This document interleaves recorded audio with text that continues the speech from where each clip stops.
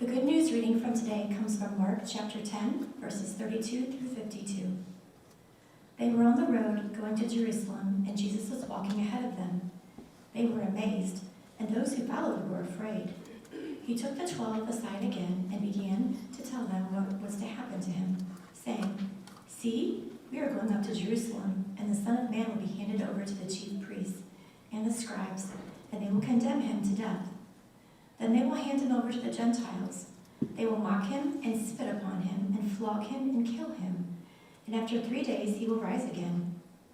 James and John, the sons of Zebedee, came forward to him and said to him, "Teacher, we want you to do for us whatever we ask of you." And he said to them, "What is it that you want me to do for you?" And he said to them, "Grant us to sit, one at your right hand and one at your left, in your glory." But Jesus said to them, "You do not know what you are asking. Are you able to drink the cup that I drink, or be baptized with the baptism that I am baptized with?" They replied, "We are able." Then Jesus said to them, "The cup that I drink, you will drink, and the baptism with which I am baptized, you will baptize. But to sit at my right hand or at my left is not mine to grant, but it is for those for whom it has been prepared." When the 10 heard this, they began to be angry with James and John. So Jesus called them and said to them, "You know that among the Gentiles, those whom they recognize as their rulers lord it over them, and their great ones are tyrants over them. But it is not so among you. But whoever wishes to become great among you must be your servant, and whoever wishes to be first among you must be slave of all. For the Son of Man came not to be served, but to serve, and to give his life for a ransom for many." They came to Jericho. As he and his disciples and a large crowd were leaving Jericho, Bartimaeus, son of Timaeus, a blind beggar, was sitting by the roadside. When he heard that it was Jesus of Nazareth, he began to shout and say, "Jesus, Son of David, have mercy on me." Many sternly ordered him to be quiet, but he cried out even more loudly, "Son of David, have mercy on me." Jesus stood still and said, "Call him here." And they called the blind man, saying to him, "Take heart, get up, he is calling you." So throwing off his cloak, he sprang up and came to Jesus. Then Jesus said to him, "What do you want me to do for you?" The blind man said, "My teacher, let me see again." Jesus said to him, "Go, your faith has made you well." Immediately he regained his sight and followed him on the way. Here ends today's reading. Grace and peace from God our Father, from our Lord and Savior, Jesus, who is the Christ. Amen. I'm pretty sure that all of us are old enough, or young enough, as the case may be, to remember chutes and ladders. Little game. Pretty simple principle, it's based on. You want to make your way to the finish line first, right? And you want to find the ladders, because when you land on the ladder, you get to go further up in a hurry, and you want to avoid the chutes, because when you hit the chutes, you're going down the chutes, and you're losing ground. Simple little game, but it's really kind of a game almost that is emblematic of a lot of life. If you think about it, we're trying to move in this up into the right kind of direction, but there are some of those setbacks that come our way. Keep that in mind as we think about a little bit bigger section than actually what the text was for the day. But there's right here in the middle of the Gospel of Mark, which is kind of where we're at. There's 16 chapters in the Gospel of Mark. There's this section right in the middle from chapter 8, verse 22 to 10:52, which is the end of our text today. And what's intriguing about this section, this pivotal moment, if you will, in the gospel, is that it begins with the story of a healing miracle by Jesus. And it ends with the story of a healing miracle by Jesus. It's bookended by two miracle stories, this pivotal middle of it all, that is bordered by blindness. And while, as we did with the kids' worship story, blindness is on one level, it's a physical situation that makes one be able to see if they're blind and they're able to be healed. But we also know that blindness is also something bigger than that, something more than that, about our awareness, our ability to see where it is that we're going, and not simply with our eyes. This section in between is almost as if Jesus is intentionally trying to help the disciples see where it is that Jesus is going. With the blind man being healed at the beginning and the blind man being healed at the end, as they make their way to see where Jesus is going to Jerusalem. That a movement from blindness to sight, a movement from far away to being able to see up close. The very beginning, back in chapter 8, the disciples are going to be as far away from Jerusalem as you can get while still being in Israel. A place called Caesarea Philippi, at the top of that map, north of the Sea of Galilee. That's where they're going to start. And by the time we get to the end of our story today, they're all the way down in Jerusalem, or Jericho, and really close to Jerusalem there. It's a long journey. And in the midst of this journey, this pivotal time is kind of Jesus' way of trying to help the disciples see clearly who he is. That first healing miracle in chapter 8 is actually kind of a two-staged miracle. A lot of people have wondered, come on, Jesus, did you bring your A game here?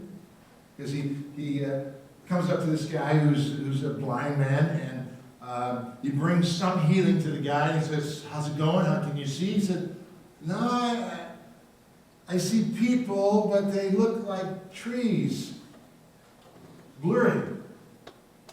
And so Jesus has to kind of come back and do part 2 of the miracle, and by the end of that, the guy can see clearly. But it takes 2 tries for Jesus to make it happen. It's kind of this sense of blurriness initially, of not being able to see clearly what's happening. Because in the middle of these 2 blind man healing stories, Jesus will 3 times share with his disciples what's going to happen in Jerusalem. In chapter 8, chapter 9, chapter 10. That's why it's such a pivotal time. He's going to take his disciples aside. He's going to essentially say this 3 different times. In chapter 8, he's going to say, I'm going to Jerusalem, I'm going to suffer, die, be killed, and after 3 days rise again. Chapter 9, he takes his disciples aside. He says, I'm going to Jerusalem. I'm going to be arrested, I'm going to be killed, and after 3 days I'm going to rise. Chapter 10, as you just heard a few moments ago, he shares the same thing with the disciples 3 different times, 3 different chapters, right in between 2 stories of Jesus healing someone. And the disciples are not getting it. Shoot! Those disciples, they're like on shoots. They're going backwards. Here's what happens the first time. The first time Jesus shares with them, I'm going to suffer, die, and be raised again, Peter stands up and says, oh, no, you're not, Jesus. I'm not going to let that happen to you. And that's when Jesus said to Simon Peter, get behind me, Satan. You're thinking about human things and not divine things. The middle one in chapter 9, when Jesus shares about his impending suffering, death, and resurrection, he goes over to the disciples and says, what are you guys arguing about over there? They're discussing and arguing with each other, who's the greatest? Jesus was just telling them about how he's going to suffer and die, and they're arguing who's the best. In our own text today, well, we'll get to that in just a moment. Jesus is trying to lead them in a particular way, up, even if you will, a ladder, and they're landing on the chutes. They're going backwards. But maybe we shouldn't be all that hard on the disciples. I know it's true for me, probably it's true for you, that I've never failed or stumbled, messed up at something 3 times in a row. I mean, look at me. Do I look like the kind of guy who could do that? You know, miss something 3 times in a row, get something wrong 3 times in a row? I'm sure none of you have ever had that happen to you, right? You've always gotten it right. And so maybe, just maybe, we shouldn't be too harsh on the disciples, because I guess maybe we know a little bit about having tried and failed, try again. This is really kind of ironic, because you know that there's actually a tour company called Sightseeing for the Blind? How cool is that? Yeah, it's this company, organization, you can go just about anywhere in the world, and if you're blind, they will provide you a sightseeing tour, where in those other 4 senses, they create an experience where those are addressed because you can't see. And so obviously they'll be speaking and telling you great detail about whatever it is that you're in front of and by. There sometimes will be aromas that they'll invite people to draw in, to smell. There may be things that they taste, and they'll be up close and personal, that they'll actually be able to touch something that maybe other folks wouldn't be able to touch. It was a sightseeing tour for the blind. This was bracketed by a couple of blind miracle stories. This was, in a way, a sightseeing tour for the disciples. For them to see who it is that Jesus is, what it is that he's about, to help them see more clearly. I believe there's great intention to that. To see where it is that they were going. Jesus was going to Jerusalem. To see that, to acknowledge that journey. For the disciples to see that Jesus was leading the way here. That he wasn't asking them to go and do something first and he was going to follow after them, but Jesus was the one leading, that they might come and follow.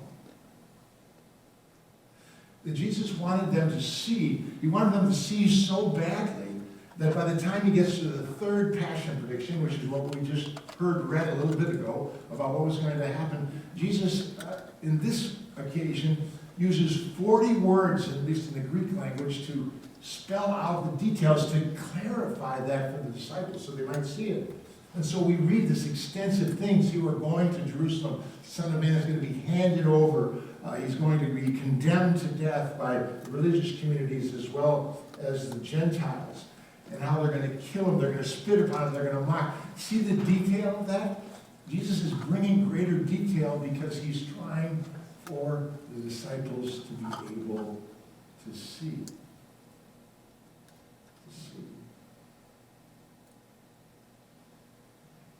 And so he's just shared with them. Think about this for a moment. Jesus has just shared with them for the 3rd time. Hey, fellas, we're going to Jerusalem. They're going to kill me. They're spit, mock, condemn me to death. They're going to kill me. And after 3 days, I'm going to rise again. And as soon as that happens, James and John, you just tell by the question, can't you? James and John come to Jesus and say, imagine one of your kids, if you got kids, come up and say, Mom, Dad, I want you to do for me whatever it is that I ask of you. Just think about that question. Now, is that kind of question that is not on a shoot direction? I mean, that's like going down the tubes there. In case any of you parents, if your kid ever asks you that question, you just know, right? You just know this is not going in the direction that's a good direction. And so Jesus is just sharing with them, hey, God, I am going to pour out everything for you. And James and John said, yeah, I know, Jesus. But we'd like you to do for us whatever it is that we ask you. Would you do that for us? You just know that it's all wrong. And here's Jesus laying out his identity to them, and they're all about their own identity. And what do they say to Jesus?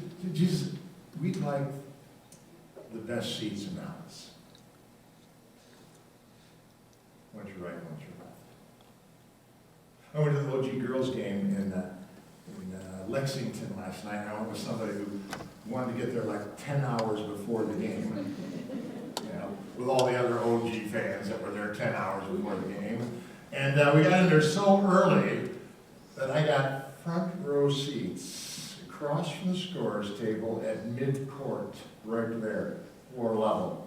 Yes, yes. Yeah, you wish you had those.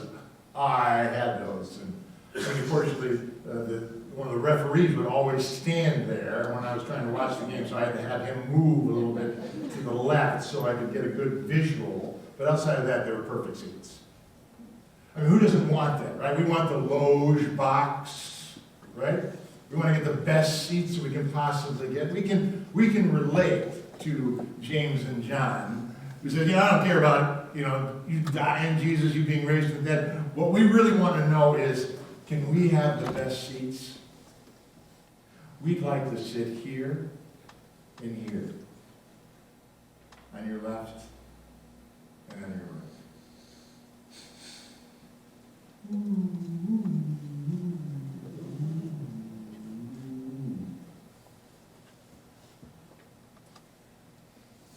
And in all three of those occasions where Jesus addresses the disciples about what's going to happen and how they stumble and bubble and get it wrong, Jesus uses, in 8, 9, 10, uses those as occasions to have a teachable moment. Let me just share with you again, since you haven't gotten it yet, let me try to help illuminate for you what this means, what the implications of it are. It's not about whether or not you sit at my right hand and your left. And notice where Jesus goes. It was about a couple weeks ago, Linda and I went down to Charleston, South Carolina for kind of our 40th anniversary late.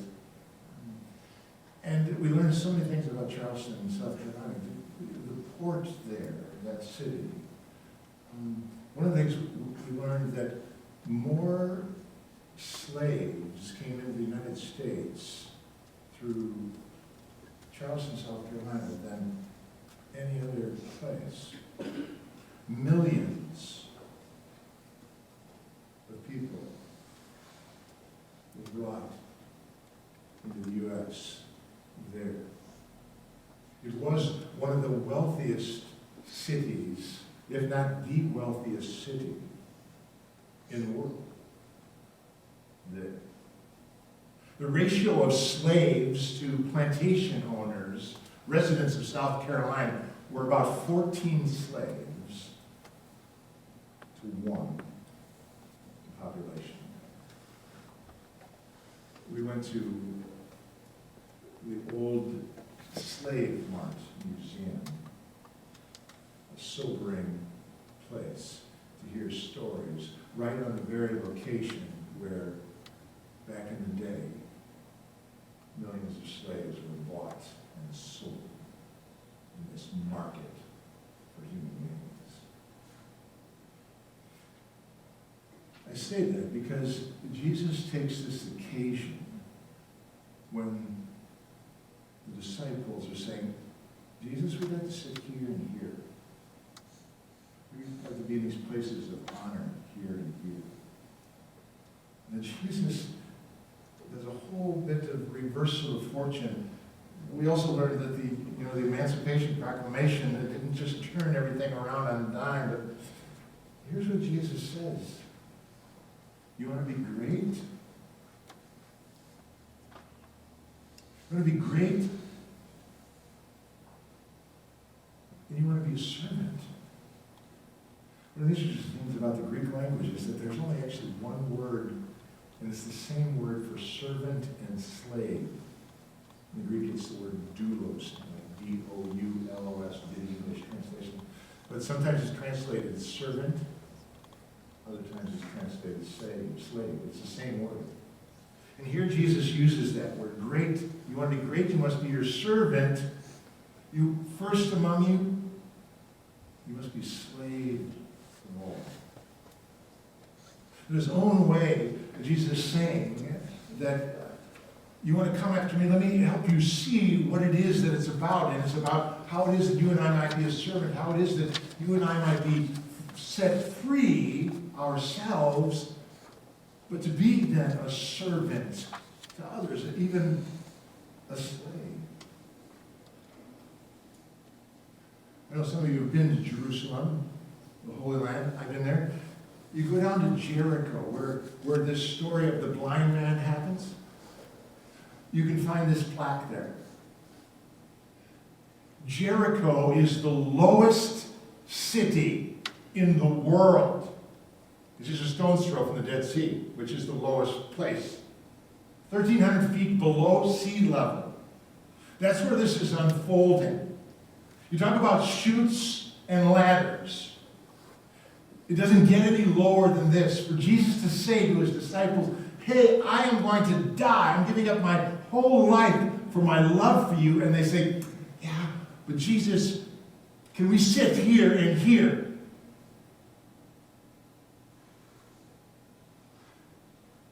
They've gone from Caesarea Philippi, which is actually up in a mountainous region, and beautiful with waterfalls and everything. They've sunk all the way down to Jericho, the lowest place geographically on the planet Earth. And it's there that they meet the blind beggar to help the disciples see something completely new. And we actually know that these stories relate. Jesus and Mark deliberately connect these stories. Here's how it's done. Jesus says to James and John, after he's given that passage of he says to them, what is it that you want me to do for you?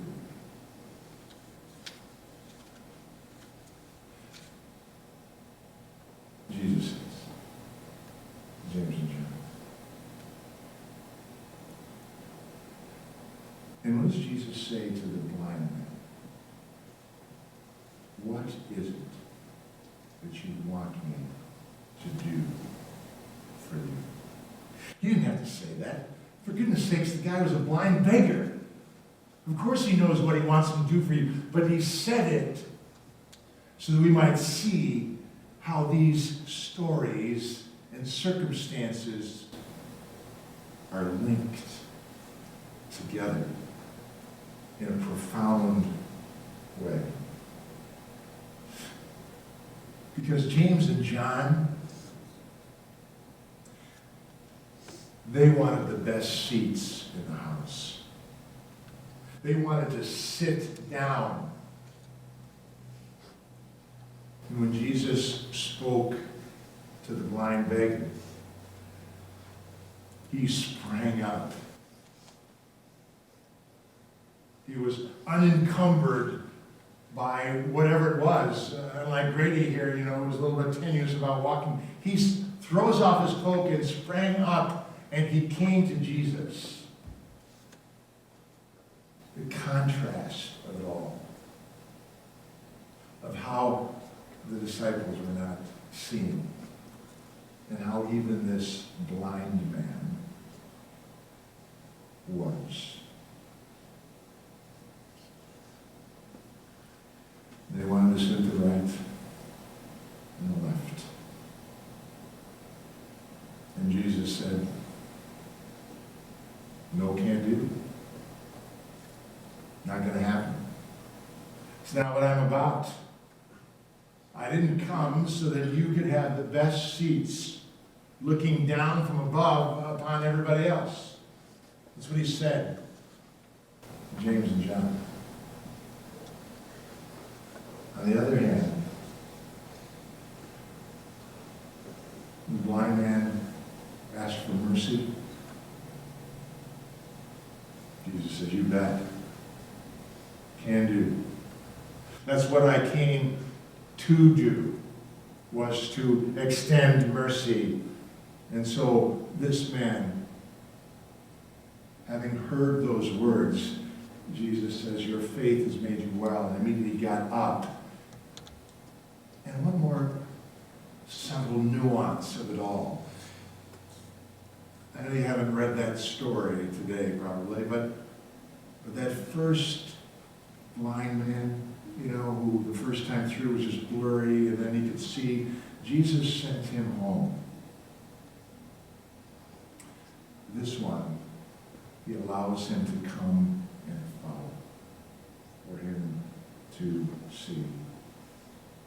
So I suppose the question, or even the statement, is where we see ourselves. Where you and I see ourselves today.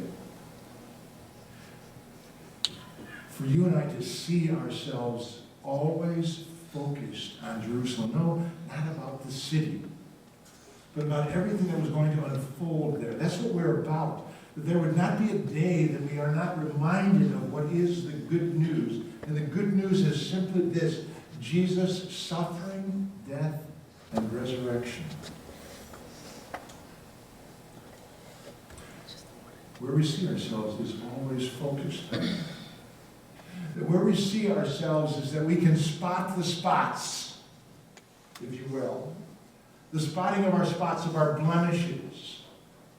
James and John, they wanted to sit at his right hand and his left. Well, I'll tell you about someone who was at his right and his left. When they hung Jesus on the cross, there was somebody on his right and on his left. They were thieves. They were living out the consequences of their own breaking of the law.